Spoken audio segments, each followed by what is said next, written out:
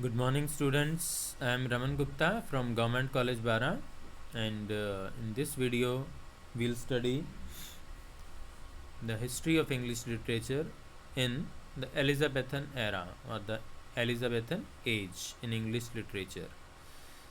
So, as the name itself tells that it belongs to the time of Queen Elizabeth in England.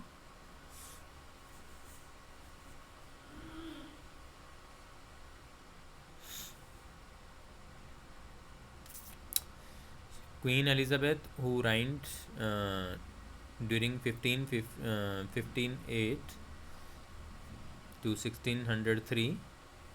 So the age is preceded by Tudor period and followed by Jacobean era. Monarch or the queen was Elizabeth first. Leaders Elizabeth first, William Cecil first, Baron Burghley, Francis Walsingham, Francis Knollys the elder. So this age is golden age, is called golden age. This is very important, students. This age is called golden age, represented the apogee of the English Renaissance and saw the flowering of poetry, music, and literature.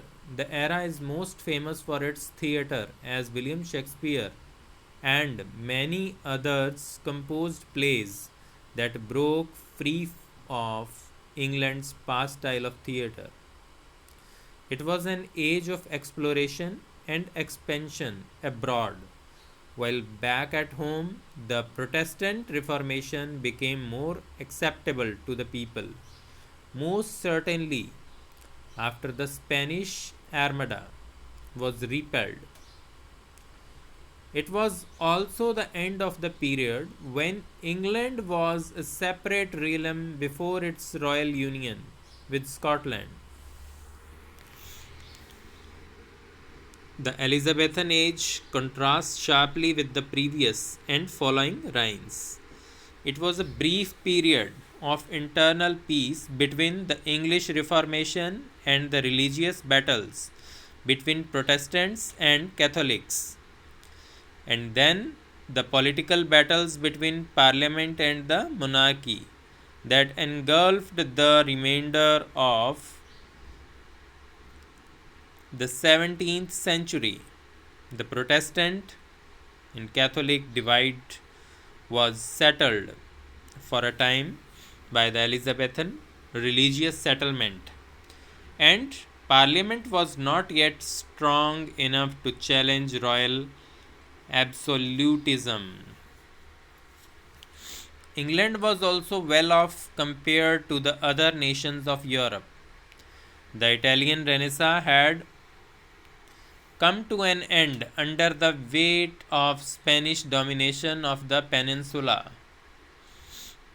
France was embroiled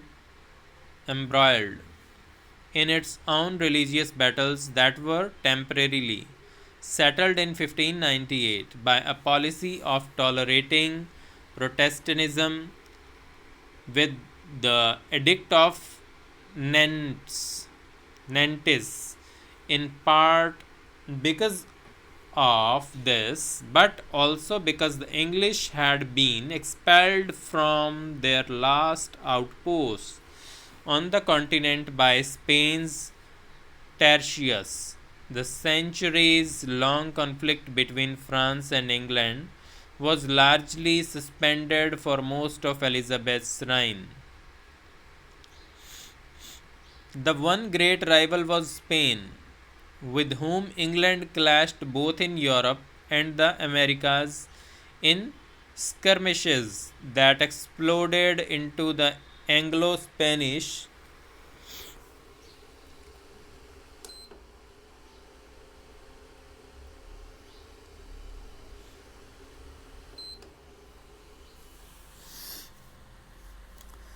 War of 1585 to 1604. An attempt by Philip II of Spain to invade England with the Spanish Armada in 1588 was famously defeated, but in turn, England launched an equally unsuccessful expedition to Spain with the Drake Norris expedition of 1589.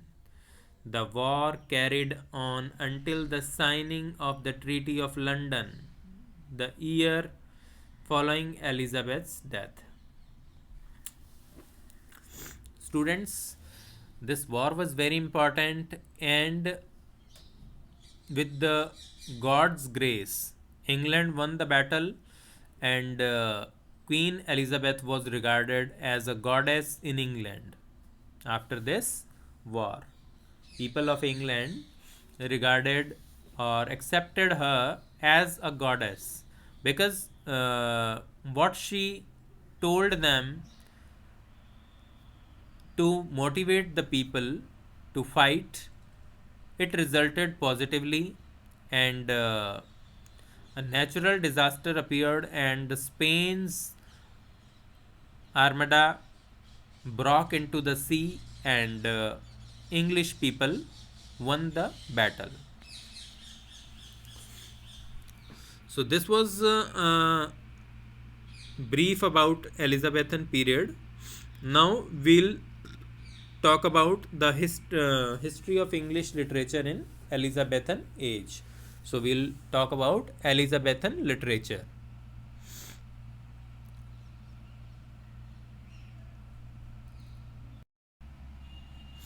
Yes. Elizabethan first presided over a vigorous culture that saw notable accomplishments in the arts, voyages of discovery, the Elizabethan settlement that created the Church of England, and the defeat of military threats from Spain. During the reign, during her reign,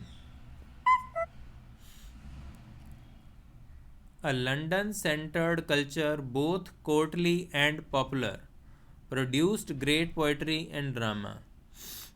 English playwrights combined the influence of the medieval theatre, with the Renaissance rediscovery of the Roman dramatist Seneca for tragedy, and Plautus and Terence for comedy.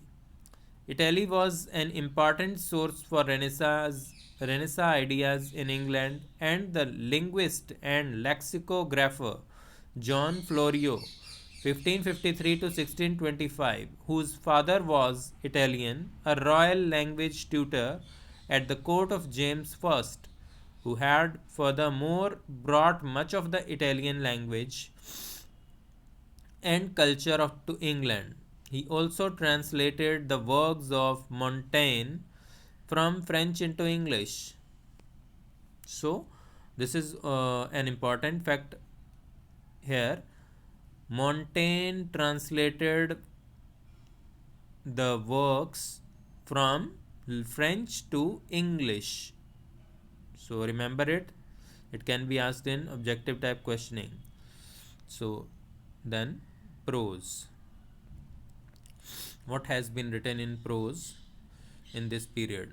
Two of the most important Elizabethan prose writers were John Lilly, 1553 or 1554 to 1606, and Thomas Nash, November 1567 to 1601.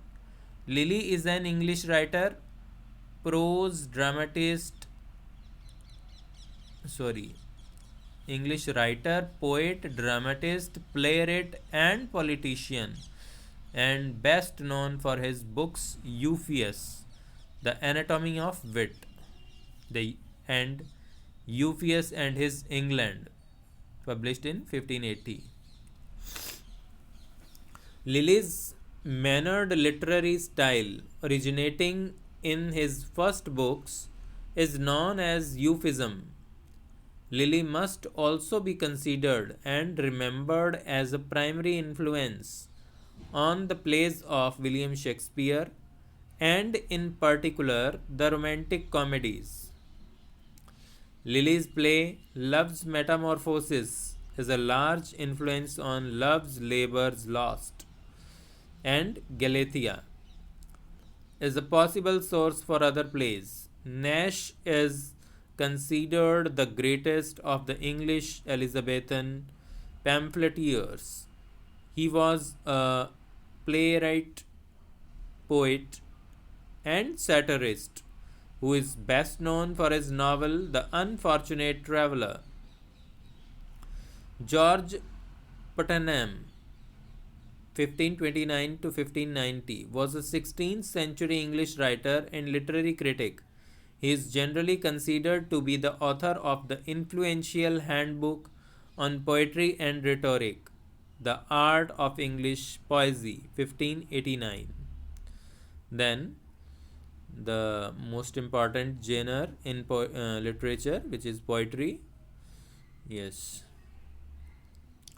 Italian literature was an important influence on the poetry of Thomas Yat, who one of the earliest English Renaissance poets. He was responsible for many innovations in English poetry, and alongside Henry Howard, Earl of Surrey, introduced the sonnet from Italy into England in the early 16th century.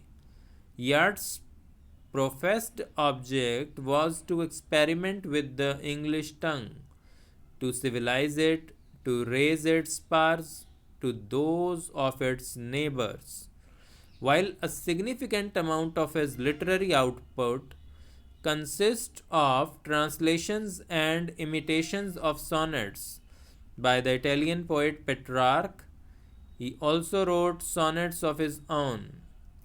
Yet took subject matter from Petrarch's sonnets, but his rhyme scheme make a significant departure.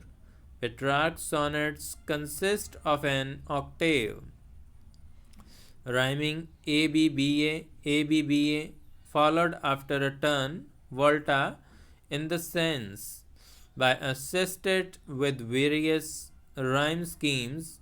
However, his poems never ended in a rhyming couplet.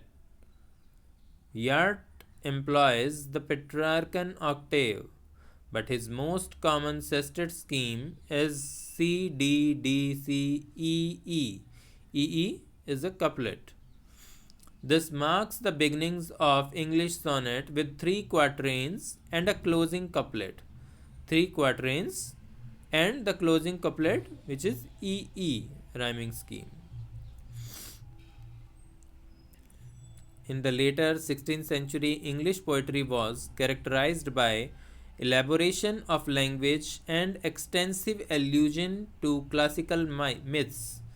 The most important poets of this era include Edmund Spenser and Sir Philip Sidney. Elizabeth herself, a product of Renaissance humanism, produced occasional poems such as On Monsieur's Departure and The Doubt of Future Foes. Edmund Spenser 1552 to 99 was one of the most important poets of this period, author of The Faerie Queene, published in 1590 and 96. An epic poem and fantastical allegory celebrating the Tudor dynasty and Elizabeth I. Another major figure, Sir Philip Sidney 1554 to 86, was an English poet, courtier, and soldier, and is remembered as one of the most prominent figures of the Elizabethan age. His works include Astrophel and Stella, The Defense of Poetry, and The Countess of Pembroke's Arcadia. Poems intended to be set to music as songs, such as by Thomas Campion, became popular as printed literature was disseminated more widely in households. Shakespeare also popularized the English sonnet, which made significant changes to Petrarch's model.